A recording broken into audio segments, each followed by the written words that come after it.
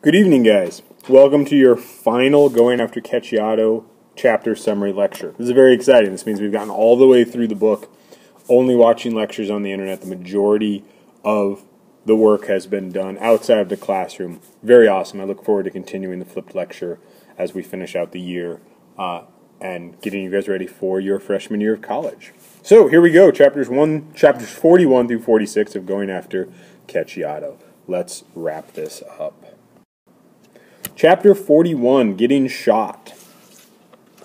This chapter takes place, this is the chapter in which Buff dies, right? As you can see, this is Cacciato found Buff on page 249 there. It's the battle that happened in the village, flowed down around the ditch, ended like the end of the rain. Very interesting, almost seems like bad writing there. Ended like the end of the rain. But it is, I think it does kind of evoke some imagery of how it was suddenly raining and then it just wasn't raining. There was a battle and then there just wasn't a battle. What's most interesting in chapter 41, though, is how Third Squad deals with the death of Buff. All right, and they deal with it in a couple of different ways. The one quote that I use is on page 228 in terms of trying to joke about it and being told to shut up, and really we see a lot of Third Squad dealing with death. One of the things I would like for you guys to do is right here, find evidence of how Third Squad dealt with Pedersen's death, and answer it in your notes, or if you would like to get a goal contract signed, you can answer it on the blog as well. Please make sure that you answer this. If it's on the blog, then you can get it for a goal contract. But we see Third Squad dealing with these awkward deaths, or dealing with the deaths in an awkward way, I should say. And this is just one example of those. Throughout all this, Cacciato's sitting there just eating food. He eats peaches and then some canned chicken and then a chocolate bar this entire time. And this is showing us again how Cacciato appears to be unaffected by the death.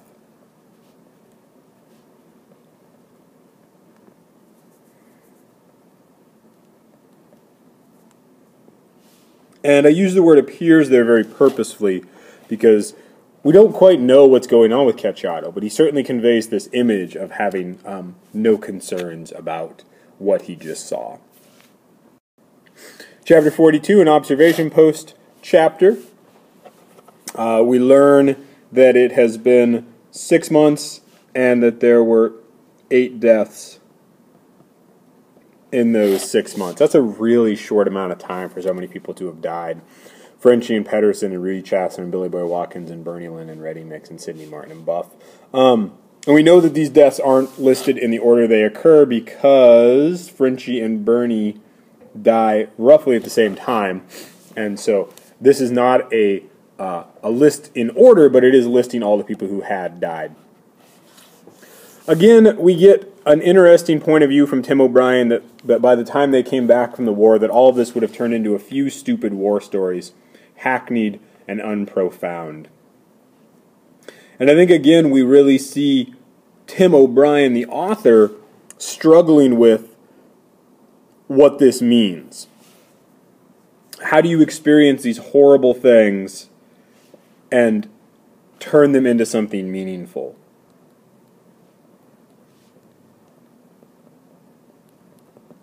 And Tim O'Brien is suggesting here that you can't, that it just turns into a war story. Hackneyed means overused and kind of lacking impact and unprofound. Not a word, but it means that it doesn't have the kind of oomph that you would like it to. And this is really the dilemma that Tim O'Brien is in while writing this novel, and kind of tells us while he's writing this novel, of how do you tell a war story that has an impact that's not just like every other war story. And again, we see Paul thinking about how far Cacciato could take him.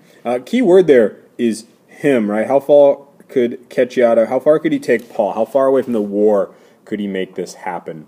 How far could they get? We know it's almost dawn in this chapter, and Paul has decided that dawn, sunrise, signals when he has to have gotten this journey completed by. And so we're really racing against time now.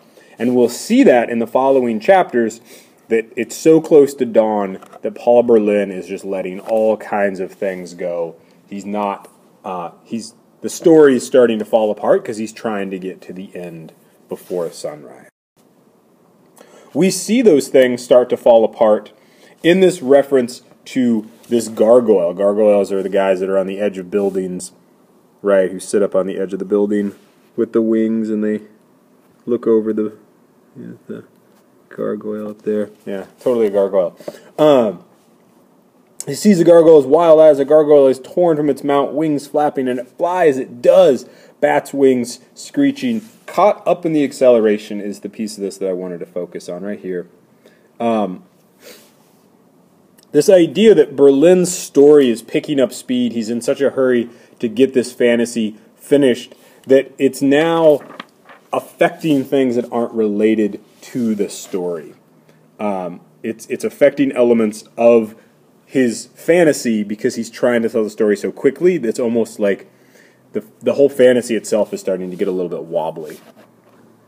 And this isn't for Paul Berlin, the dreamer, referencing back to that opening quote, soldiers are dreamers. It's all real. Chapter 43 continues to kind of ironically named The Peace of Paris. Except for Oscar, no one ever mentioned Cacciato, we're told. This is interesting because this is, I've taken to calling him, well, erase that there.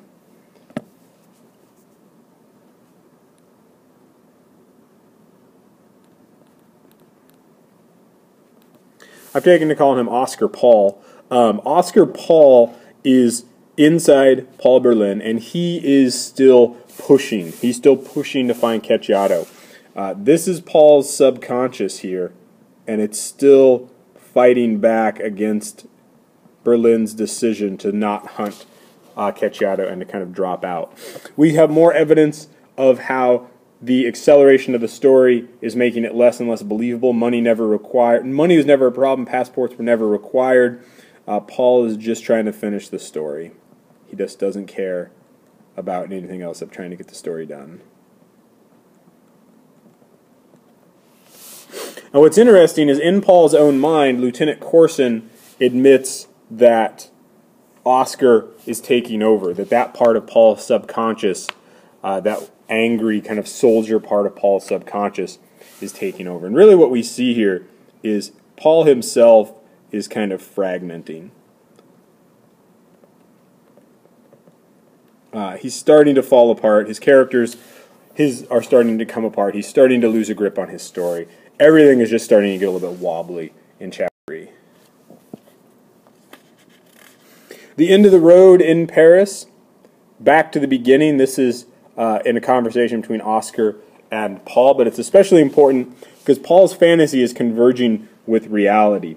That his illusional tale, if this was Cacciato's death, and then Paul began this fantasy, it's actually come all the way back and it's headed back in to where they already started.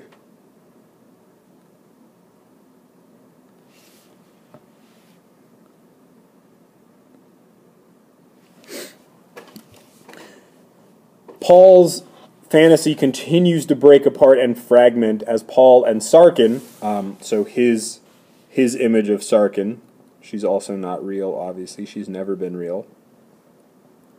But Sarkin Paul splits off away from him because he's leaning more towards Oscar Paul. The Oscar Paul side of him is winning. And so Sark and Paul, they break up. We know Paul Berlin's never had a girlfriend, and this is seen in this very unusual setting of this very diplomatic, literally a diplomatic breakup, where they're not agreeing with each other, and so Paul imagines, starting on page 316, he imagines this very formal process of breaking up, because he's never had a breakup before. He doesn't actually understand what it would look like, and so he invents this thing. And this connects back to More evidence that Paul doesn't know anything about girls. When Sarkin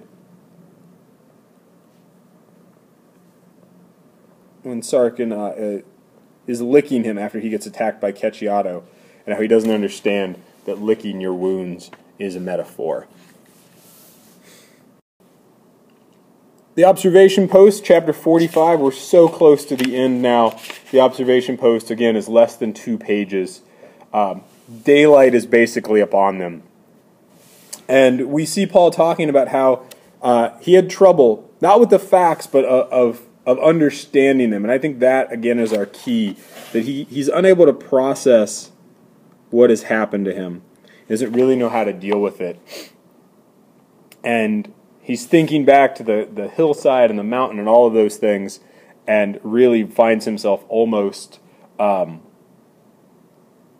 admitting that he doesn't know what's going on and doesn't know how to handle it. Chapter 45 is very short, though, kind of this one last gasp of reality before we end up converging again. Chapter 46, Oscar Johnson took command. Oscar Paul has assumed control.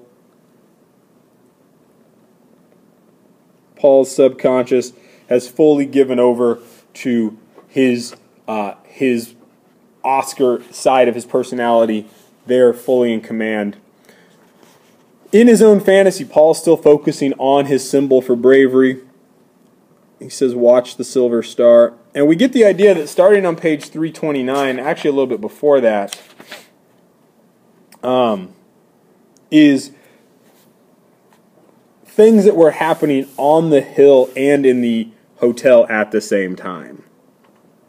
That they may have originally happened on the hill, and now they're being played out in the hotel, kind of all over again. That Paul must find himself almost having this sense of deja vu in terms of grabbing the rifle and trying to be brave, really kind of coming together. And then, of course, we have the ending with Paul freaking out and firing his gun and everything happening there, and we've talked a lot about that. But we haven't talked a lot about the end of the novel, all the way to page 336 here. What's really interesting is Lieutenant Corson, this is now back into reality. This is the real world. Lieutenant Corson really validates Paul's desire to tell a lie, and kind of Lieutenant Corson starts the lie for Paul. On page 336 it says, who knows, he might make it, he might do all right. Miserable odds, but maybe. Yes, the lieutenant said, maybe so. And those are the last words of our novel. Maybe so. And all that opens up in terms of possibility and potential. And at the very end, we really get this idea that Lieutenant Corson has suggested to Paul that this is okay. This is an okay thing for him to be feeling, an okay way for him to be acting, and that this is where Paul's fantasy then takes place, is starting right here. This brings us to the end of our chapter summaries. I'm really having to restrain myself from talking just a lot about important pieces of the book, because that's not the function of this lecture. Just know that even with the AP test in the middle, we are not done with this book yet. We're going to come back. There's still more that we can talk about. We still want to analyze maybe some of the aspects of Paul's character and why he creates the fantasy the way that he does, and look at some examples of other war fiction as well. Please don't forget to take the quiz. Please don't forget that there was a response that you need. You need to find me evidence of how Third Squad handles Pedersen's death and the way in which they deal with Pedersen's death. You can post that on the blog for a goal contract, or you can write that in your notes if you don't care about the goal contract. That has been all for chapters 1 through 46. Mr. Miller signing off.